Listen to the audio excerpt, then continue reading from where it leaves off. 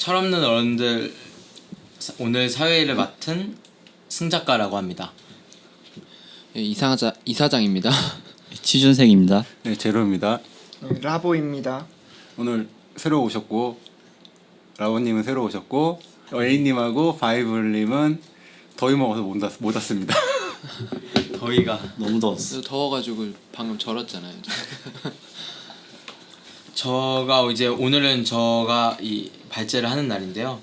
오늘 주제는 언론입니다. 저는 이제 프랑스를 좋아하다 보니까 프랑스 언론에 대해 예전에 스토리를 쓰다가 프랑스 언론에 대해서 조사할 일이 있어가지고 이제 그거에 대해서 오늘은 얘기해볼까 합니다.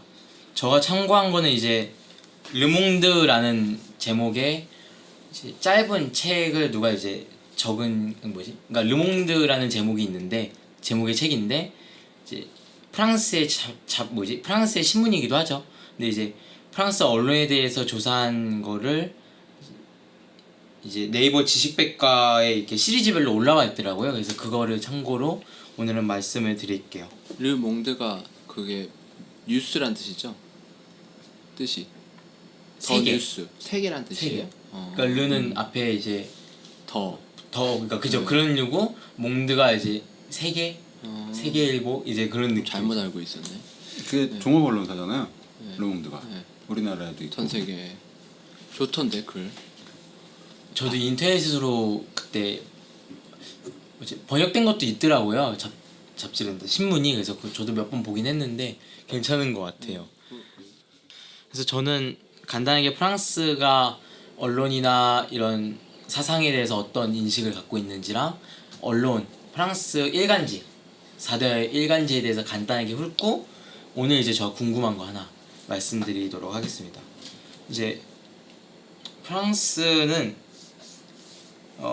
여기에 나와 있기로 프랑스는 이제 사상적으로 굉장히 자유로운 나라라고 해요. 근데 이제 사상이라는 게 한국에서 말하는 그 정치 성향부터 시작해서 다양한 이런 성향에 대해서 자유롭고 이제 프랑스인들은 이거에 대해서 천부인권처럼 어떤 것도 바꿀 수 없다. 그러니까 어떤 거와도 바꿀 수 없을 정도로 중요한 그 사상의 자유라고 생각을 합니다. 그래서 그 철학책이나 혹은 문학책이나 이런 걸 보다 보면 톨레랑스라는 용어를 들어보신 적 있으실 텐데 그게 이제 관용이라는 뜻이고요. 이제 굳이 번역을 하면 관용인데 뜻은 이제 나랑 상대방이랑 당연히 생각하는 게 다를 텐데 그거에 대해서 이제 존중한다라는 좀 이렇게 간단하게 얘기를 하면 그런 식의 이제 단어인데 톨레랑스를 굉장히 프랑스는 중요시한다는 걸로 알고 있어요. 그래서 이거를 중요시하다 보니까 프랑스는 이제 지식인들이 한국이랑은 좀 많이 지식인들에 대해서 얘기를 할 때 한국이랑은 좀 많이 다르다는 표현을 쓰는데 프랑스는 지식인들이 굉장히 많이 정치도 참여하고 여러 가지 사회 문제나 이슈에 대해서 내가 많이 아는 만큼 책임도 있다라고 생각해서 많이 참여를 한다고 해요. 그리고 그 지식인들이 많이 참여하는 곳이 이제 대표적인 곳이 신문사. 이제 프랑스 같은 경우에는 한국은 중도를 지향하는 신문사들이 많잖아요. 거의 대부분이 다 중도라고 얘기를 하는데 프랑스는 그런 개념이 없어요. 아예 우리는 공산주의나 혹은 우리는 자유주의, 우리는 어느 성향을 가진 신문사이다라는 걸 밝히고 아예 신문사가 활동을 하거든요. 그래서 자기 색깔에 맞는 언론에서 지식인들이 이야기를 해요. 한국이랑 약간 그게 다른 점이라 생각을 해요.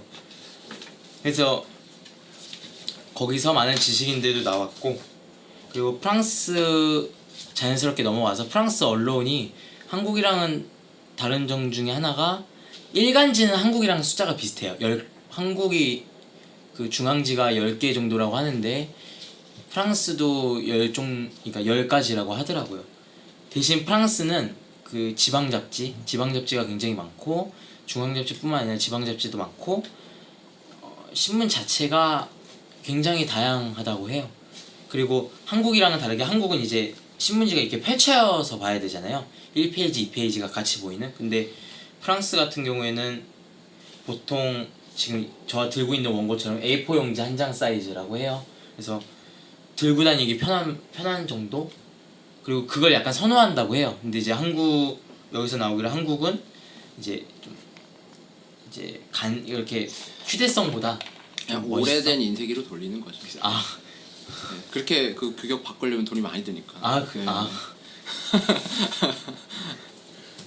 그래서 여기 나와 있기로 한국의 중앙지로는 조선, 중앙, 동아, 한국, 한겨레, 국민, 대한일보, 세계일보, 경향, 문화일보 이렇게 총 10개가 있고 프랑스도 똑같이 10개 전국지라고 한다고 하더라고요. 그러니까 어느 지방에만 나오는 게 아니라 전국적으로 다 나오는 일간지가. 근데 아까 말했듯이 프랑스는 일간지보다는 지방 잡지가 훨씬 더 많대요. 그래서 그 전국지가 차지하는 비율이 4분의 1밖에 안 되고 나머지는 다 지방 잡지라고 하더라고요. 한국은 반대죠. 거의 중앙 잡지가 대부분을 차지하고 있으니까. 대신 프랑스 같은 경우에는 신문 하나가 유럽 다른 나라에 비해서 좀 비싼 편이라고 해요. 한 부가 1,200원 정도라고 하더라고요. 그래서 대신 광고는 굉장히 적은데 신문 자체는 좀 비싸게 파는 그런 이제 그렇다고 하더라고요. 그래서 프랑스 같은 경우에는 이제 영향력 있는 그 전국지가 총 4개가 있는데 르몽드, 르 피가로, 리베라시옹, 르마니테라고 이제 4가지 그냥 간단하게 들으면 되고요. 다 이제 아까 말했듯이 프랑스는 중도라는 용어를 안 쓰고 자기의 언론의 색깔에 맞는 걸 아예 그러니까 얘기를 하거든요. 그래서 르 피가로는 우파지 가장 프랑스에서 오래됐고, 뭐 르마니테는 공산당 기관지, 리베라시옹은 이제 3인주의 사회당이고, 오늘 얘기할 르몽드는 이제 중도 좌파 신문이라고 해요. 그래서 그렇게 됐고, 이제 여기서부터 제가 좀 얘기하고 싶은 것도 나오는데, 일단은 오늘은 집중적으로 얘기할 거는 아까 그 4대 언론 중에 르몽드에 대해서 얘기를 할 거고, 아까 제로씨가 얘기하신 것처럼 르몽드는 이제 전 세계적으로도 워낙 유명하고 한국에서도 한국어판으로 또 나와 있는데, 이제 저도 이 언론에 대해서 조사를 하다 보니까 처음 알았는데, 프랑스 같은 경우에는 이제 한국은 그 회장이라고 해야 되나요? 그 주주가 거의 한 명이고 그 사람이 이제 거기에 주주를 대부분을 갖고 있잖아요. 근데 프랑스 같은 경우에는 기자회라고 해서 그 신문사에 다니고 있는 기자들로 이루어진 그 단체인데, 그 단체가 거의 그 신문사의 지분을, 그러니까 1등 주주라고 하더라고요. 그 기자단으로 이루어진 단체가. 그래서 르몽드 같은 경우에는 한 30% 정도가 그 기자단이 갖고 있어서 최대 주주고, 회장은 0.05%로 굉장히 비교적 소량만 갖고 있다고 해요. 그래서 회장도 기자단 출신에서 나오기 때문에 이게 너무 막 애들을 할 수도 없고, 막 하면은 이제 기자단이나 다른 데에서 이제 내려오게끔 하죠. 그래서 여기에 이제 인터뷰가 실린 게 있는데, 인터뷰에는 이제 프랑스 같은 경우에는 어떤 기자들이 많이 가느냐라고 물어보면 다 실력 있는 기자들이, 그러니까 실력으로 거의 뽑는다. 그래서 실력으로 뽑다 보니 그 사람들은 굳이 언론사를 안 가더라도 다른 데를 가더라도 다 취업이 될 정도로 실력 있는 사람을 뽑으려고 하고, 그러기 때문에 거기서 작가도 나오고 철학자도 나온다고 하더라고요. 한국은 좀 기자 출신이 그렇게 되긴 힘든데, 프랑스 같은 경우에는 그게 가능한 이유가 기자의 자유를 최대로 보장해준다. 그리고 그걸 할 수 있는 이유는 이제 최대 주주가 회장이나 이제 외부 그런 압력에 휩쓸리는 사람이 최대 주주가 아니라 이제 기자로 이루어진 사람이 최대 주주이기 때문에 가능하다 얘기하더라고요. 그리고 아까 말씀하신 것처럼 르몽드는 이제 세계라는 뜻이고, 뭐 르마티네는 인류의, 리베라시옹은 해방, 이렇게. 프랑스는 이제 한국은 뭐 무슨 일보 이렇게 나오는데, 프랑스 같은 경우에는 이제 단어별로 그냥 뭐 세계, 해방, 인류의 이런 용어를 쓰더라고요. 그래서 르몽드가 추구하는 게 크게 2개인데, 하나는 재정적으로 독립될 것, 독립될 것. 그래가지고 아까 말했듯이 이제 그 기자단이 최대 주주고 회장이나 이런 사람들한테는 그 뭐지 주식 갖는 게 그러니까 많이 적고, 그리고 외부에서 자기 그 주식을 외부에 파는 것도 몇 퍼센트로 한정되어 있어요. 15%였다가 이제 우파 정당이 들어서고 30%로 늘어났긴 했는데 그렇게 되어 있다고 해요. 그리고 르몽드가 이제 그 추구하는 두 번째는 이게 이제 오늘 저가 아까 이따 질문할 건데, 이제 진실 보도가 아니라 그러니까 사실 보도를 하지 않고 진실 보도를 한다고 해요. 이게 뭔 뜻인가 봤더니만, 사실 보도는 그 어떠한 사건이 딱 터졌다라는 걸 이제 그대로 얘기하는 건데, 그렇게 되면 왜곡이 생길 수밖에 없다는 거예요. 왜냐면 거기에 대한 어떤 해석도 없으니까. 그래서 여기가 이 프랑스 같은 경우에는 사실을 보도하되 그 사실의 앞뒤로 어떤 일이 있었고 이게 어떠한 것 때문에 발생했고 이런 거에 대해서 최대한 얘기도 같이 해주려는 편이라고 하더라고요. 르몽드가 네 하여튼 그렇게 됐고, 그리고 르몽드 같은 경우에는 광고 수입이 굉장히 적어요. 광고를 받는 광고가 38%고 나머지 62%는 뭐냐, 신문 팔아서 번 돈으로 이제 운영을 해요. 근데 한국은 그 반대라고 하더라고요. 광고가 대부분이고 신문 판 돈은 적은데, 그러다 보니까 이제 외부 압력이나 이런 돈을 주는 광고 주는 데에서 이제 휩쓸릴 수밖에 없는데, 르몽드 같은 경우에는 자기네가 가장 자부심이 있고 가장 추구하는 것 중에 하나가 독립성이기 때문에 우리는 광고보다는 그러니까 신문을 팔아서 외부의 압력을 최대한 덜 받겠다가 이제 르몽드의 1원칙이에요. 근데 이제 아까 관용이라는 얘기가 나왔는데, 나랑 상대방이 다른 생각에 대해서 관용적이지만 이제 르몽드 같은 경우는 인종주의랑 파시즘에 대해서는 굉장히 타협 불가라고 얘기를 해요. 그래서 이제 저번에 하여튼 이제 그렇게 하고, 이제 마지막 얘기를 하고 바로 질문으로 넘어갈 것 같은데, 이 마지막 이 저가 본 이 페이지의 제목이 그러니까 중립 표방 않는 프랑스 언론이라는 뜻이에요. 그래서 프랑스 언론은 중립을 추구하지 않는다고 하는데 이게 한국의 언론이랑 근본적으로 다르다고 해요. 이제 한국의 어떤 교수님이나 이렇게 쓴 걸 보면 뭐라고 나와 있냐면, 이제 언론의 생명은 도덕성이랑 비당파성, 그러니까 어디에 속해 있지 않는 거, 어디를 대변하거나 어디 당파이다 이렇게 얘기를 안 하는 게 언론의 생명이다 라고 얘기를 해요. 근데 이제 프랑스 언론 같은 경우에는 도덕성이랑 진실성은 오케이, 그거는 우리도 생명이라 생각을 하지만 이제 비당파성은 추구하지 않아요. 왜냐면 여기서 말하기를 프랑스 같은 경우에는 당파가 확실히 있어야 사람들이 헷갈리지 않고 자기네 목소리를 대신 내줄 언론이 누구인지를 확실하게 알고, 그 사람들에 대해서 그 언론들도 확실하게 얘기를 할 수가 있다라고 하기 때문에 프랑스 같은 경우에는 이제 그 당파성을 추구하고요. 그리고 사상적으로도 이제 일단 당파성을 추구를 해요. 그래서 오늘 제가 말씀을 이렇게 궁금한 거는, 이제 저도 이거는 이제 이거를 읽다 보니까 궁금한 거기도 한데, 이제 다른 분들도 그러니까 언론이 개인적으로 생각했을 때 언론이 이 중립적이어야 할까, 혹은 아니면 아까 이제 프랑스처럼 자기만의 색깔을 확실히 갖는 게 더 좋은 언론일까에 대해서 궁금해서 여쭤보려고 오늘 주제를 가져왔습니다. 우선 뭐 그거에 대해서 얘기하자면, 우리나라 같은 경우에는 언론사가 어떤 특정 정당이나 후보를 지지할 수 없게 돼 있거든요. 그런데 이제 해외 같은 경우에는 그거를 지지하게 돼 있어요. 서구권 나라 보통은. 그래서 어떤 후보나 정당을 지지한다라고 하고 그에 따른 기사를 쓰는 게 가능해요. 근데 우리나라는 지지 못하게 하기 때문에 마치 중립인 것처럼 되어 있지만 실제로는 어느 한 곳을 지지를 하죠.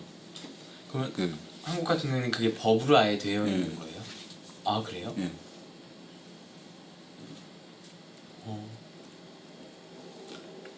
어떻게 생각하세요? 중립성이요? 네, 언론이 중립성을 그러니까 중립성을 띠는 게 더 괜찮은 그러니까 것 같아요. 언론에 대해서 얘기할 건 많은데 네. 일단 그거를 뒤로 빼고 중립성만 얘기를 하면 언론이라는 거는 어떻게 보면 공공재잖아요. 그죠. 공공재를 중립성을 가져야 된다는 게 좀 그럴듯하긴 한데 우리나라 공무원이 중립에 대한 의무가 있잖아요. 그거랑 비슷한 것 같은데 아까 말했다시피 그게 오히려 이용당하는 것 같거든요. 중립이라는 게 약간 일단 공무원이나 언론도 시민이잖아요. 그럼 당연히 자신의 정치적 의사를 표현할 수 있어야 되는데 집단이고 공공성이 있으니까 안 된다. 그리고 권력이 입법, 행정, 사법 다음에 언론이라면서요. 권력이 가장 센 게 뭐 아니라는 사람도 있고 한데 그러면 그런 기관이 어떤 지지를 표하면 안 된다. 그런데 그 기관은 다 이제 독립적으로 분화되어 있는 기관이니까 물론 아닌 적도 있지만 그러니까 프랑스 같이 한다는 게 뭔가 중립적이지 않은 게 아니라 그게 더 민주적인 것 같아요. 교사도 나는 어느 당을 지지하고 어느 후보를 지지한다라는 게 민주적인 거고 언론도 그렇게 하는 게 민주적이고 공무원도 당연히 지지는 하지만 일에서 그게 영향이 가면 그거는 이제 당연히 이건 업무 위반이지 무슨 중립성 위반이 아니라 그리고 취재할 수 있지만 업무는 업무대로 해야 되는 거지. 저는 우리 사회가 일본 제국 시대 이후에 아직 그걸 못 벗어났다고 생각하거든요. 이제 박근혜를 기점으로 이제 벗어날 것 같은데 그거 연장선상이면 그 독재 우리나라 대통령도 독재의 나라가 대통령을 가지고 있잖아요. 그래서 독재적인 정부가 있는 상태에서 민간 하부 자기네들 하부 조직들 뭐 언론 뭐 공무원 뭐 이런 조직들이 정치적 의사를 표현하면 안 되니까 중립성이라는 이유로 제한해 둔 거지. 이건 나중에 다 시대가 되면 풀어져야 된다고 생각해요. 그러니까 그걸 사람들이 요즘 느끼는 것 같고 이상한데 기레기란 말이 괜히 나오는 게 아니잖아요. 그리고 뭐 다른 얘기는 더 하겠지만 어쨌든 전 말 자체가 안 된다. 나쁘다 바꿔야 된다 뭐 이런. 우리나라는 공무원이 정당 가입도 안 되고 정당에 기부금을 내는 것도 안 돼요. 정당이나 어떤 특정 후보에 기부금을 내는 것도 금지가 돼 있어요. 근데 그게 예전에 사실 뭐 그걸 허용해 놓으면 예를 들어서 뭐 예를 들면 이승만에 대해서 좋아하시는 분도 있겠지만 그때가 자유당이었나요? 자유당이 그 공무원 전부 다 압박을 줘서 다 자유당에 가입시키고 다 자유당을 지지하고 자유당이 돈을 낸다 이런 문제긴 하죠. 근데 그러니까 독재 국가기 때문에 중립성이라는 걸 어떤 보조 장치를 뒀는지 모르겠지만 이제는 아닌 것 같아요. 그런 게 있긴 있으니까. 근데 뭐지 공무원을 그런 식으로 강제로 특정 정당에 가입시키는 것 자체는 오히려 그쪽에서 싫어할 것 같아요. 내 어디서요? 생각에는 그 지도부 쪽에서. 그러니까 근데 대놓고 시키지 않잖아요. 솔직히 투표를 예전에 하는데 군대도 그렇고 그러니까 학교도 그렇고 정당에서 투표를 하면 어쨌든 비밀 투표를 하잖아요. 하면은 이게 그런 식으로 하면 그 반대쪽 사람에게 몰표가 갈 수가 있어요. 그래서 지금 그 우리나라 정당들이 지금 전대를 하고 있잖아요. 전당대회를 하고 있는데 걔네들이 이제 조직력을 앞세워서 자기의 지지자만 이렇게 모으고 있어요. 그러니까 일반적인 권리당원들이 오히려 근데 그건 있어요. 또 이제 강제로 기부금을 내게 하면 그거는 받는 쪽이 좋죠. 실제로 기부금 정당 기부금이나 나라에서 나오는 정당 그 보조금이 있는데 그게 사실상 공개가 안 되고 있잖아요. 사용 내역이. 그래서 지금 뭐 뉴스에 많이 나오지만 특활비 그를 공개하라고 소송도 하고 있고. 그래서 그런 것들이 공개되지 않는 상황에서 이제 강제로 그 기부금을 내라 한 압박이 들어오는 건 좀 문제일 수 있죠. 그리고 저는 뭐 물론 한 분한테 들은 얘기지만 본인이 군인 시절 때는 옛날에는 앞에 자기보다 상관이 그냥 표를 보여줬대요. 나는 예를 들어서 1번을 찍었다고 보여주고 넣는다는 거예요. 다 보여주고 넣는다는 거예요. 이렇게 보고 있대요. 이렇게 투표를 하는데 장교가 보고 있대요. 이렇게. 그게 이제 예전에 이제 그 도장이라고 하나요? 그때는 도장인가? 그게 이제 그 방향으로 안 간다. 그쪽 방향으로 안 간다. 그럼 이제 한 대 맞고 진짜 만약에 잘못 찍었다 그러면 다시 가져오라고. 군에선 그랬다는 거예요 옛날에는. 예전에 물론 아주 옛날이겠지만. 그러니까 어떤 소대장이 그것 때문에 그 고발해가지고 없어졌잖아요. 그 문제는. 그게 그런 걸 똑같이 했을 때 정확히 처벌이 돼서 자기 밥줄이 끊기는 케이스가 발생하지 않는 이상은 안 없어지는 것 같더라고요. 그런 거. 그 신문사에 대한 그 뭐라고 했지? 중립? 중립성? 예. 중립성 말하자면 사실 이거는 지켜줄 수가 없는 것 같아요. 사람이 쓰는 거잖아요. 기사 자체는. 근데 이제 중립성만 놓고 쓰라고 하면은 되게 건조한 글밖에 쓸 수가 없는데 사실 지금 그런 기사가 많진 않잖아요. 어떻게든 이제 사실 보면은 중립성이 안 찍혀 있고 그래서 좀 의미가 없는 거지 중립성 지키라는 것 자체가. 근데 사실 중립성 있는 지금 제대로 된 중립성만 가진 신문사 하나 정도는 있으면 좋다고 생각을 해요. 딱 사실만 이렇게 보도하는. 근데 또 잠깐 생각해 보면 중립이라는 게 좀 모호하지 않아요? 그 말대로. 그치 모호하긴 한데 중립을 딱 그냥 사실 그 자체 근데 그 있던 사실이 사실만. 중립이 아닐 수 있잖아요. 그러니까 똑같은 분량을 할애해야 되고 뭔가 똑같은 단어의 숫자로 언급이 돼야 되고 그 당의 이름이 뭐 약간 그렇게까지 따지면 저는 상당히 중립 어려운 그런 과학 보고서 같이 아. 그렇게 쓰는 걸 생각을 했어요. 일단 중립성이라는 것 자체는 그걸 벗어나면 중립이 아니잖아요, 사실. 그 뒤부터는. 그러니까 처음 말한 것처럼 중립은 불가능할 것 같아요. 왜냐면은 그쵸. 만약에 어느 당이 막 크게 이겼어요. 그 보고서를 냈더니 이건 중립 위반이다. 그 당에 너무 많이 언급되고 뭔가 이 당이 되게 대단한 것처럼 써져 있다. 사실인데. 그게 사실이자 진실인데. 그리고 공격을 하면 이걸 정쟁은 답이 없잖아요. 그렇죠. 노답 싸움으로 끌고 가버리면 이제 개싸움이 되니까 뭐 현실이 중립이 불가능한 것 같아요. 불가능한 것 같죠. 네.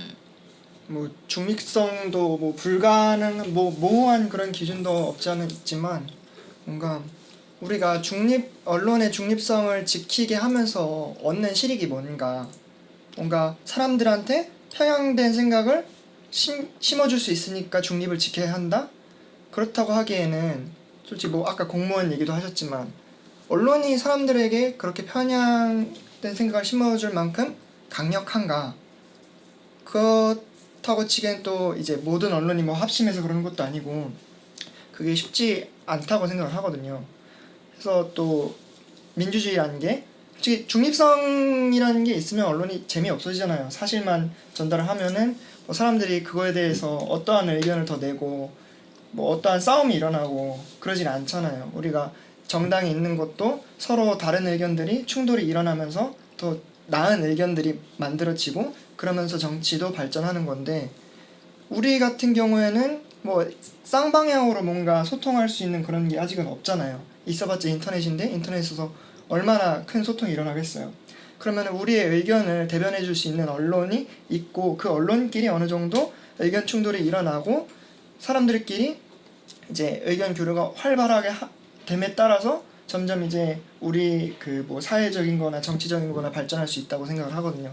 그렇기 때문에 저는 언론이 중립성이라는 말도 좀 모호하고 중립성을 안 지켜야 된다라고 생각을 해요.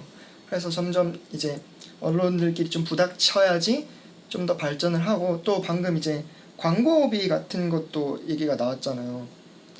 우리나라가 이제 뭐 언론이 광고에 조금 의존을 하게 되는 게 뭔가 그런 게 없어서 그런 것 같아요. 언론이 어느 한쪽을 표방하고 이제 내세우는 게 없어가지고 뭔가 이 언론을 지지한다라는 그런 팬층이라고 해야 될까요? 그런 게 없으니까 그냥 뭐 이 언론이나 저 언론이나 다 그게 그거지라고 생각하는 순간 이제 언론사들은 점점 더 만약 그 신문 뭐 파는 거 그런 것보다는 광고 쪽에 더 목을 달 수밖에 없고 그러면 또 이제 이상한 방향으로 흘러가게 되는. 그래서 중립적인 부분에서는 프랑스가 더 우리나라보다는 훨씬 좋은 방향이지 않을까 저는 생각을 합니다. 제가 신문을 보려다가 포기했던 것 중에 하나가 저는 이제 어떤 정치 성향인지는 저가 이제 그러니까 어떤 정치 성향인지 저는 이제 알잖아요. 저 자신에 대해. 그럼 이제 그거에 그런 쪽에 대해서 이제 보려고 해도 이 언론사가 어떤 성향을 가진 언론사인지를 모르겠는 거예요. 그러니까 이게 다 약간 중도라고만 얘기를 하니까 다 똑같아 보이고 근데 분명 다를 텐데 근데 한 가지 알 것 같은 건 이제 그 CBS는 채널인데 이제 그 기독교에서 이제 후원해주는 그러니까 기독교 방송이죠. 그 신문이 있잖아요. 그게 뭐였지? 노컷? 노컷 뉴스. 노컷 뉴스. 뉴스는 그 CBS 거예요. 그 CBS 그러니까 딱 그거는 이제 알겠는 거야. 아 여기는 이제 기독교 관련돼서는 이제 더 많이 얘기를 하는구나. 근데 이제 거기 외에는 이제 누가 뭔 얘기를 좀 더 대변해 주는지 그거에 대해서 아예 모르니까 그러니까 그때 잠깐 이제 신문을 읽으려다가 말았던 기억이 약간 있어요.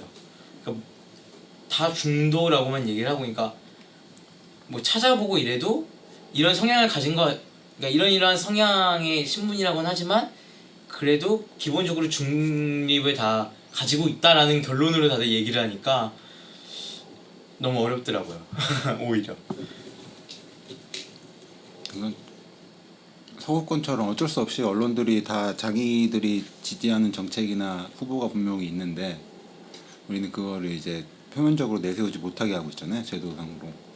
서구권처럼 그냥 자기 지지하게 하고 그 보는 사람들 그 기사를 보는 사람들은 어떤 이유에서 이런 식으로 기사를 썼는지를 알게 하는 게 오히려 나을 것 같아요. 그러면 지금 저희가 좀 길게 얘기는 안 하니까 그 언론에 대해서 그럼 조금 더 얘기해 보자고 했었잖아요. 좀 깊이 있게. 프랑스 언론이 이런 우리가 추구하는 약간 그나마 이상적인 언론이잖아요. 그러면 저는 그 정부 아까 그런 정부 환경이라고 해야 되나요? 그게 법적인 제도적인 환경이 변해야 된다고 말을 했는데 저는 시장이 더 빨리 변한다고 생각해요. 그럼 언론 시장이 변하는 걸 보면 이제 제 생각에 대해서 한번 얘기를 해보고 싶은데 제 생각은 일단 서구권은 이 신문을 읽는다는 것 자체가 되게 어떤 고급 활동이라고 저는 이해하거든요. 그래서 전국지는 약간 그런 계열의 일을 하는 사람들이 보는 거고 지방지는 지방 사람들이 지방의 일을 알기 위해서 본다고 해서 지방지를 많이 보는 것 같아요. 근데 우리나라는 언론사가 뉴스도 있고 신문도 있겠지만 약간 제도적으로는 언론사는 하나만 있으면 돼. 하나의 큰 의견을 내는 언론사만 있으면 되고 몇 개 있어도 그 큰 의견만 내면 돼라는 입장으로 계속 왔는데 저는 이게 빨리 변하다 보니까 이게 우리나라 실상을 그냥 퉁쳐서 이 네 번째 권력인 언론이 지금 요 우리나라 방식이 서구에서 표방한 아주 좋은 방식의 한계를 여실히 보여주는 것 같아요. 서구에서 우리가 이상적으로 생각하는 이 언론 제도도 저는 오래 못 갈 거라고 생각하거든요. 걔네들이 잘 가기 위해서 이게 사람들이 읽고 보는 거니까 이렇게 좋게 바꿨잖아요. 사실 우리는 그렇게 해도 안 볼 거잖아요. 내용이 좋아도 이렇게 보기 좋게 하고. 왜냐면은 이미 디바이스가 이미 핸드폰으로 보고 있죠. 네, 핸드폰으로 보고 있고 일단 그리고 너무 느려요. 하루면 몇 가지 일이 터지는데 하루를 기다렸다도 신문을 봐요.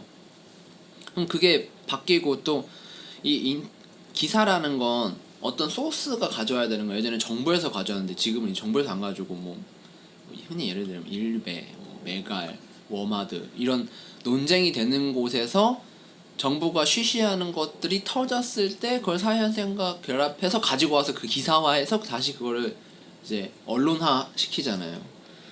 그러면은 나중에는 1인 미디어들이 훨씬 그런 뉴스들을 대체할 것 같지 않아요? 이런 언론이. 왜냐면 지금 진실을 보도한다고 하지만 뭐 그리고 중립적인 게 하나 있으면 좋겠다고 하지만 저는 그래서 제가 뭐 누가 나를 때렸다라고 누가 제가 뭘 했다라고 폭로한 사실을 보도하지 말고 르몽드는 이 사실에 대한 진실을 파헤쳐서 진실을 보도하겠다는데 그게 안 되지 않아요? 이 기간 너무 많이 필요하고 뭐 해외처럼 언론이 독립성을 갖기 위해서 뭐 협동조합 형식의 언론도 있고 AP통신 그렇죠. 그리고 아예 우리 사주처럼 자기네들이 이제 기자들이 주인인 데도 있고 그렇기 때문에 글을 쓰는 지식산업 노동자들이 기자가 됐다가 철학자가 되거나 교수가 되거나 지식산업에 나가는 건데 그 구조도 오래 못 갈 것 같지 않아요? 웬만한 방송국에서 송출하는 그런 미디어도 요즘은 돈만 있으면 사실 그런 장비를 갖춰서 혼자 할 수 있잖아요. 그런 방송을 내보내는 게 인터넷으로. 그러면 언론이나 신문 이런 게 다 변화되지 않을까요? 우리가 추구하는 이 언론의 이상향도 문제가 생길 거고. 지금도 사실은 우리가 이제 자기 개인용 기기를 들고 다니면서 뉴스를 보기 때문에 뭐라 굉장히 빠르게 보려고 하고 자극적인 제목을 날리는 거에 그걸 많이 보잖아요. 그러면서 이제 내가 생각하는 문제는 이제 허프 포스트라든가 인사이트 이런 데는 기사를 쓰질 않잖아요. 그냥 다른 데서 그냥 있는 거 베껴서 놓고 하다 보니까 문제가 잘못된 기사가 너무 많아요. 정정도 안 되고. 네, 정정도 안 되고 잘못된 기사가 너무 많고 그러면서 그냥 밑에 어디서 가져왔다 뭐 이런 식으로만 써 있고. 근데 사람들은 보통 언론에서 이렇게 나오는 걸 비교적 신뢰하는 편이기 때문에 잘못된 게 나와도 그냥 믿어버리고. 그러니까 우리들이 전 느끼는 게 있을 거라고 생각하거든요. 이 언론이 담당했던 이 네 번째 권력의 그 키가 바뀌는데 이게 속도, 정확도, 적절성 뭐 이런 것들이 갖춰지면서 개인 미디어화 되는 이 환경 속에 유튜브 겁나 보잖아요 요즘. 겁나? 초등학생들도 엄청 많이 보고 유튜브로 다 공부하고. 저는 최근에 어떤 유튜버가 그 뭐 정부 쪽 인사를 뭐 이렇게 약간 이렇게 해했다라는 그런 거 봤는데 제 생각에 노인 어르신분들이 유튜브를 많이 본대요. 근데 제 생각에 돈 때문에 그런 거 같거든요. 그러니까 유튜브가 젊은 사람 구독자가 만약 10만 명이다. 그럼 제가 볼 때 그 광고를 다 봐야 돈이 많이 들어오잖아요. 광고를 뭐 클릭하거나. 근데 10만 명 중에 제가 볼 때 광고를 다 보는 사람이 1만 명이 될까? 하는 생각이 들어요. 근데 어르신들이 만약에 10만 명, 5만 명, 한 2만 명만 있다? 제가 볼 때 다 볼 것 같거든요, 광고를. 대부분, 그 중에 대부분 클릭도 하고. 왜냐면 어르신들 같은 거 최근에 무슨 인터뷰를 자긴 이 유튜브밖에 안 본다. 뭐, 기사 믿을 게 못 된다. 뉴스도 뭐. 왜냐면 지금 정보가 바뀌어서 그런지 언론 기조가 좀 바뀌었잖아요. 그러면 그 예를 들어서 태극기 부대라고 해요. 태극기 그 모임 같은 정책 기조를 나타내주는 언론이 없는 거예요. 중립성 뭐 이런 것 때문에. 뭐 그러면 그런 유튜브에서 그걸 하면은 그 사람들은 지금 대도서관이 몇 억씩 번다는데 그러면은 대도서관의 그 팔로워 수에 만약에 한 20분의 1만 확보해도 그 정도 효과를 볼 수 있다면, 만약에 다 광고를 본다면 그런 미친 짓을 해서라도 유튜브에 그런 거 올릴 수 있다면 제가 볼 때 돈 때문에 할 것 같은데 이건 좀 내 생각이지만. 그러니까 실제로도 1인 미디어가 그런 거잖아요. 1인 미디어 자체가 타겟팅이 확실하고 그 사람들 그러니까 주 고객층들이 확실한 게 이제 1인 미디어인데, 그러니까 어떻게 보면 저희가 이제 서구권에서 이 중립을 표방하지 않고 아예 자기만의 색깔이 확실한 이 서구권 언론처럼, 그러니까 1인 미디어가 약간 그런 느낌이죠. 딱 이제 나이 드신 분들도 많이 보는데 그 층의 유튜버들이 있잖아요. 그리고 뭐 실시간으로 올라오는 유튜브 100개 중에 이제 대부분이 뭐 언론, 그러니까 뭐지 정치 뉴스, 무슨 정치 뉴스도 너무 많고. 근데 또 이런 말도 안 되는 걸 무슨 누가 보나? 많이 보더라고요. 그것도 몇십만 이렇게 네. 있죠. 보통은 자기가 생각하는 걸 얘기해 주는 걸 좋아하죠. 네. 근데 이런 거 아닌가? 이런 게 있네 이렇게. 그러니까 지난번에 있었던 뭐 GM대우 사태라든가 아시아나 사태라든가 뭐 이런 거 보면 내가 알고 있는 사실과는 다른 거를 얘기하는데 사람들은 보통 그런 걸 볼 때 특정한 놈의 유죄를 추정해 놓고 그걸 보면서 자기가 생각하는 걸 얘기해 주는 걸 좋아하잖아요. 근데 내가 볼 땐 저거는 사실관계가 잘못됐는데 하지만 사람들은 좋아해요. 우리가 그렇죠. 사실을 알기보다는 내 의견하고 같은 걸 보는 그분께서 거죠. 무죄인데 지금 감옥에 계셔. 근데 무죄다라고 말하는 방송을 보고 싶은 거잖아요. 그런 건데, 그러니까 저는 개인 미디어로 좀 빠졌는데 그런 게 이제 언론의 그 되게 중요한 기능을, 그 핵심적인 키, 민주주의의 키잖아요. 사실 언론이 대의제 민주주의에서. 그 걔네들이 그래서 뻥을 막 날리잖아요. 우리가 국민을 대표해서 국민의 알 권리를 뭐 지들이 뭐라고. 물론 그 기능이 있을 수 있겠지만 뭐 최근에는 그 제일 싫었던 건 그 막 성폭행 뭐 성희롱 이런 거에 대해서 막 다 까잖아요. 그 사람 막 신상 뭐 그 사람이 뭐 병원을 갔다든 뭐 어디가 아프다는 뭐 와이프랑 만났다는 등 뭐 그거는 아무리 내가 그런 거를 분명히 알리기 싫을 텐데 동의를 구한 것도 아닐 거고 그리고 또 무슨 법원 재판 진행되는 거 원래 공개가 안 된다면서요? 뭐 이렇게 그 뭐라고 하지? 재판이 진행 중에 이 사람이 죄를 지은 거라고 확실하니까 무죄 추정을 하니까 기사로 이걸 뭐 함부로 내면 안 되는데 그것도 거의 묵살되다시피 그냥 하고 있다는데 그런 거에 대해서 이렇게 느끼시는 게 있으면 그런 거 한번 얘기해봐도 좋을 것 같아서 언론이라는 게 저는 근데 반대로 오히려 중앙 언론사가 더 중요해질 것 같은 게 사실 요새 기레기하고 하면서 안 믿져요. 근데 1인 미디어를 믿으면서 보는 사람도 많겠지만 안 믿으면서 그냥 재미로 보는 사람도 많거든요 사실. 그러면 신뢰성을 어디서 얻느냐 하면은 오히려 기업 형태의 좀 세분화하게 팀이 나눠져가지고 할 수 있는 곳을 더 믿을 수 있지 않을까 싶거든요 사실. 그 단계도 전 빨리 패스를 할 것 같아요. 저도 그거가 오히려 유튜브 그러니까 거의 1인 미디어는 이제 유튜브죠. 근데 그 유튜브가 그렇게 전문성이 없다고 사람들이 생각해서 다른 중앙지나 이런 쪽으로 이제 빠지는 거를 포착하는 사람들이 있을 거란 말이에요. 그럼 이제 그 사람들은 이제 정확도가 있는 유튜브를 만들 것 같아요. 오히려. 근데 그게 전 빨리 패스된다는 게 이 사람 개인 유튜버라고 보지만 그 사람 뒤에 한 10명 있어요. 아 그쵸 그렇긴 한데 네.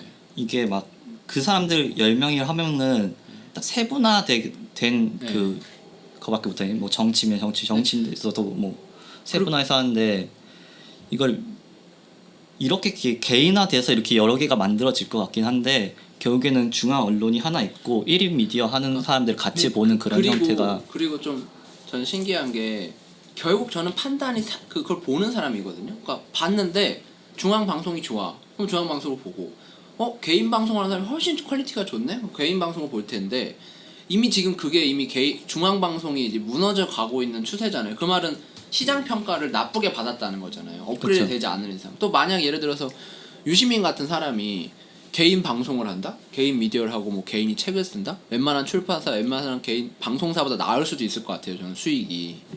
그런 인지도도 있을 것 같고. 근데 또 우리는 그런 게 또 정치적으로 연결이 되잖아요. 그런 게 되게 눈에 들어와서 그리고 오히려 큰 사건이 터지면 1인 미디어 중앙지 상관없이 다 다뤄요. 그러니까 마치 이게 저는 이제 저는 유튜브만 거의 보거든요. 그러니까 거의 다른 거 TV 채널 안 보고 유튜브를 보는데 게임이 유명한 게 나왔다. 뭐 배틀그라운드나 뭐 큰 요번에 와우나 이런 큰 게 나왔다 이러면 게임 유튜버의 10이면 9은 다 그거래요. 그러니까 이게 뭐냐면 어떠한 정치적인 이슈가 뭐 큰 게 터지면 1인 미디어나 저거나 할 거 없이 사람들이 그걸 다 다루기 때문에 사람들이 굳이 중앙지가 아니더라도 뭐 아무 데서나 다 다루기 때문에 자기 입맛에 맞는 거를 오히려 더 약간 볼 것 같거든요. 그리고 그게 안 터질 때는 내 취향에 맞는 중앙지는 대부분 그런 걸 이제 타겟팅을 하기가 힘들어하니까 내 취향에 맞는 언론사로 1인 미디어 쪽으로 오히려 더 볼 것 같거든요. 맞다. 그리고 그 말한 거랑 비슷하게 데이터 저널리즘 같은 게 있잖아요. 그러니까 이제 말하지 말고 우리 계산해서 놓겠다고. 그러니까 뭐 예를 들어 트럼프가 하려는 공약과 뭐 예전에 뭐 MB가 하신 공약에 대해서 정확히 돈으로 이제 어떤 평가 뭐 효과 뭐 계산해서 그리고 얼마 썼는지 투입 대비 뭐 이런 걸 숫자로 쭉 표시해서 간단하게 정리해서 이제 그걸 기사화하는. 그러니까 이건 아주 적잖은 활동이었다 이런 게 아니라 이건 아주 필수적이고 아주 좋았다 이런 게 아니라 몇 퍼센트에 비해 몇 네. 퍼센트 수입을 냈다. 네. 트럼프는 뭐 어떻게 그런 했고 뭐 이런 식으로. 평가를 다는 게 아니라 데이터를 이렇게 줄 테니 독자가 판단해라. 근데 그거를 하는데 엄청 오래 걸린다고 하더라고요. 왜냐면 정보를 정부에서 다 찾고 자기네들이 뭐 기사 뭐라고 하죠? 취재하고. 근데 그게 나중에 실시간화 되면 인터넷상으로 아주 빠르게 데이터가 수집이 되고 빅데이터를 이제 분석할 수 있는 기능이 되면 실시간으로 데이터 SNS 식으로 저널리즘이라고 말하는 애들이 그렇게 제공을 해준다면 근데 많이 그거를 바뀌게 개인이 할 수 있을까라는 생각. 그 데이터 받고 그걸 하는 AI 소프트웨어도 있어야 되고 회사는 있겠죠. 그렇죠. 회사가 있어야 되고 근데 그 중앙 방송, 중앙 언론이라는 게 무너질 것 같다는 거죠. 그러니까 빅데이터를 다루는 언론이나 그런 거만 이제 남을 수가 있겠죠. 거대한 자본이 설령 들어가는. 중앙 언론이 그런 걸 잘한다고 해도 사람들이 못 믿을 것 같아요. 난 숫자로 보여주는 게 더 안 좋을 거라고 생각하는데. 그것도 왜곡이 있긴 있겠죠. 그런 근데 사람- 네. 숫자를 선호하는 사람도 있잖아요. 그러니까 하나 정도는 있는 게 데이터만으로만 하는 게 아니 그 숫자를 선호한 일반적으로 선호하는 사람도 있을 사람들이 보통 숫자를 선호하죠. 네. 숫자를 좀 선호하는데 정확한 거 같고 뭔가 네. 전문적인 오류가 거. 있긴 하죠. 근데 이제 통계 오류라고. 책이 있어요. 책 중에 통계 오류. 그 숫자는 어떻게 세상을 지배하는가라는 건데 굉장히 복잡한 게 사람들이 정말 이거 분석하기 힘든 알기 힘든 굉장히 복잡한 거를 주면 사람들이 그걸 보고 싶어하지 않죠. 근데 정확하게 숫자로 딱 해주면 좋아하는 거예요. 근데 그거를 되게 많은 데이터를 어떤 숫자로 바꾸려면 굉장한 왜곡이 일어날 수밖에 없거든요. 그런데 사람들은 어려운 걸 싫어하기 때문에 숫자를 좋아하는 건데 그래서 그런 거 있잖아요. 예를 들어서 뭐 경정철이 여기에 생기면 하루에 그거 이용하는 사람이 몇 명일까라든가 뭐 우리나라에서 에이펙 회의를 하면 얼마 정도의 경제적 효과가 있을까 그거 절대로 예측 못 하거든요. 근데 항상 뉴스에 보면 예측이 나와요. 그것도 지금 언론과 마찬가지로 숫자를 보여줬을 때 누구는 믿고 누구는 안 믿고인데 예를 들어서 나 최근에 그 보물선 사건도 금이 몇 톤 있다고 그랬죠? 15조 원어치. 15조 원어치인데 우리나라에서 갖고 있는 금이 15조 원어치가 아니잖아요. 근데 그걸 갖고 있다라고 하면 그거를 15조 원어치가 아니라 아예 데이터로 우리나라 금 보유량과 그 배가 보유한 금량 이렇게 딱 비교해서 그래프로 보여주면은 이제 그러니까 사람들이 점점 똑같은 수치도 어떤 언론사는 그래픽화해서 표현하느냐 어떻게 표현하느냐 또 어떻게 전달하느냐 사람들이 이제 취사 선택이 되고 시장에서 결정이 될 거니까 네, 여담으로 네. 하나 얘기하자면 우리나라의 금 보유량이 있잖아요. 그거 우리나라 한국은행 지하금고에 있을 거라고 생각하죠 보통은. 그 어디 이렇게 예치해 놓은 거 아니에요? 보통 다 외국의 은행에 있어요. 미국? 보통 미국이나 네. 영국에 있는 그런 거 이제 모아놓는 은행에 권리. 그 맡겨놓는 거죠. 한국보다 더 안전하다는. 그 거래를 계속 해야 되기 금을 때문에 다 옮기기에 또 그 거래를 해야 되잖아요. 그러니까 그 거래의 중심지에 갖다 놓는 거예요. 그 옮기다 빠지면 그거 또 보물선 되는 거. 찾으러 가야죠 빨리. 뭐 저도 그냥 언론 얘기하는데 그런 게 보여서 그냥 제일 처음에 생각했던 건 언론들이 취재는 안 하고 정부에서는 그 소스 기사 뭐라고 하죠? 소스도 안 주니까 일베 사이트 가서 보고 기사를 쓰네 이런 느낌 받은 적이 있었거든요. 우리 DC에서 하는 이야기를 막 기사로 쓰네. 자기네들이 DC를 취재해서 기사를 쓰더라고요. DC를 취재해서 정부에서 이런 일이 있네를 알아내가지고 정부를 취재하는 게 아니라 그거로 소설을 쓴 다음에 기자화하고 여론이 형성되니까 또 이런 여론이 있다 막 이렇게 글을 쓰는 거 보니까 이제 망할 때가 됐구나. 어제 인터넷 뉴스에서 본 건데 그 많은 텀블러는 다 어디 갔나 그거예요. 이제 커피숍에서 일회용 컵을 못 쓰잖아요. 텀블러를 가져가야 되는데 사람들이 텀블러를 구매한 개수는 굉장히 많은데 실제로 들고 다니진 않는다 이 내용인데 거기서 보니까 조사 인원이 20명. 근데 이게 네이버 뉴스가 망친 것 같아요. 전 그 네이버 뉴스 같은 데는 없어요. 그러니까 차라리 정부 KBS 뉴스홈이 네이버처럼 그렇게 제공할 것도 아닌가?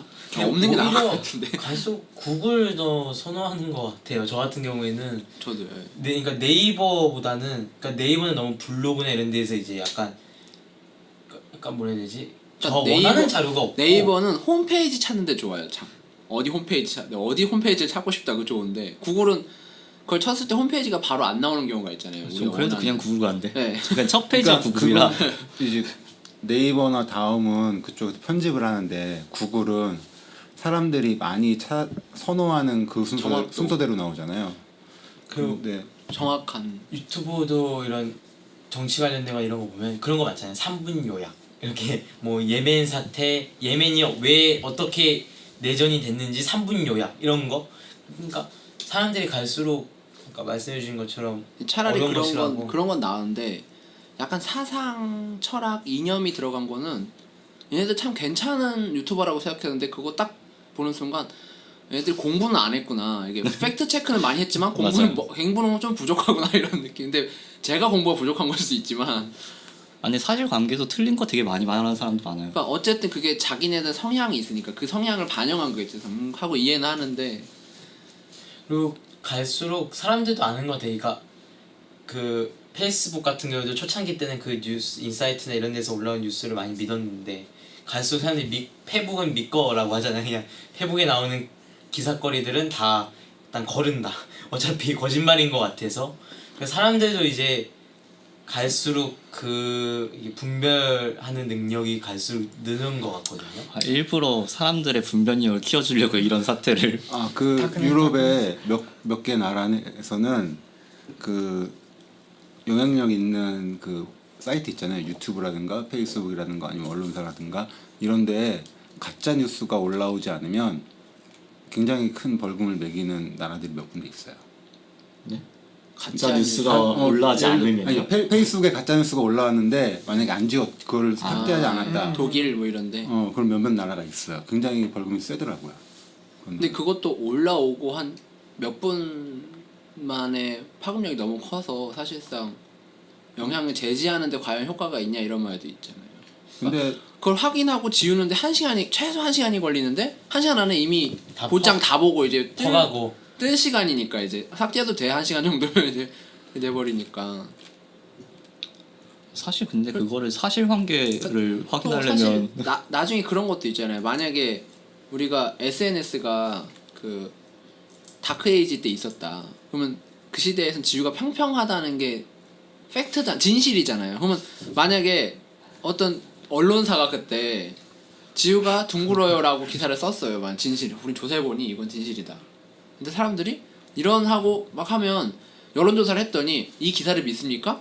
한 90%가 안 믿는다고 해버리면 이거는 그러니까 또 어떻게 보면 아무리 진실을 추구해도 대다수가 진실이라고 생각하는 게 그게 가짜라도 그게 진실이 돼버리는 게 세상이잖아요. 시대고. 지구 평평하잖아요. 우리 다 알고 있잖아.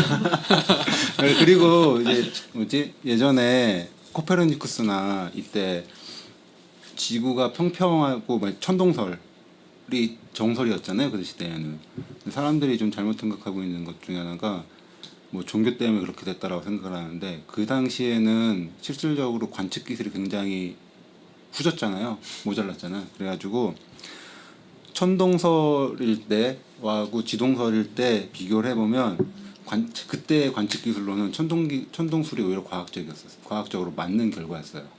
그래서 천동설이 그걸 맞는 정설이 된 거거든요. 바다를 못 가거나 달을 못 봐서 그런 거 아니에요? 달은 봤죠. 달에 그럼 그림자가 동그란데 그래서 이전에 이론은 있었잖아요. 근데 대다수가 그 그걸 믿었을 뿐이고. 지동설 이론은 사실상 그리스 시대부터 있었어요. 네.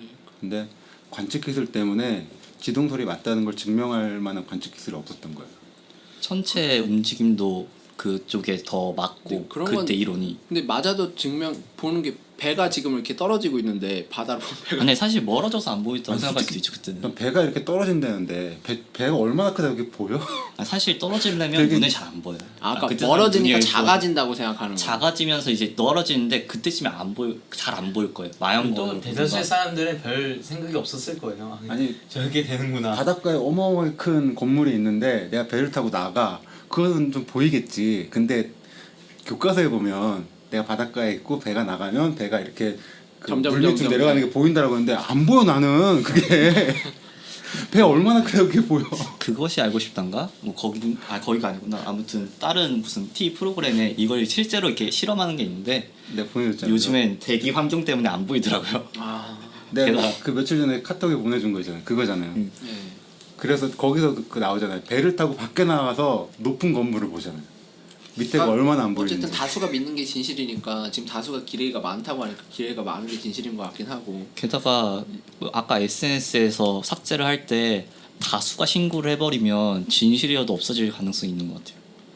또 아니, 귀찮아서 신고를 또 안 하고. 아니 그냥 그쪽 집단이 한 번에 해버리는 그 경우가 있잖아요. 무슨 집단으로 테러하듯이 그런 경우도 있을 것 같아가지고 근데 뭐 말이 저희가 여러 군데를 튀긴 했는데 언론은 지금 언론에 저희가 이상으로 생각하는 그런 언론 한번 얘기해 봤으니까 한 번 더 언론은 다뤄봐요 나중에. 네, 그래야 될 것 얘기할 게 같아요. 좀 있을 수도 있고 왜냐면 여러 가지를 한꺼번에 다룰 수 있잖아요. 미디어 환경이랑 같이 다룰 수 있으니까. 한번 다루고 싶었는데 다뤄줘서 좋네요.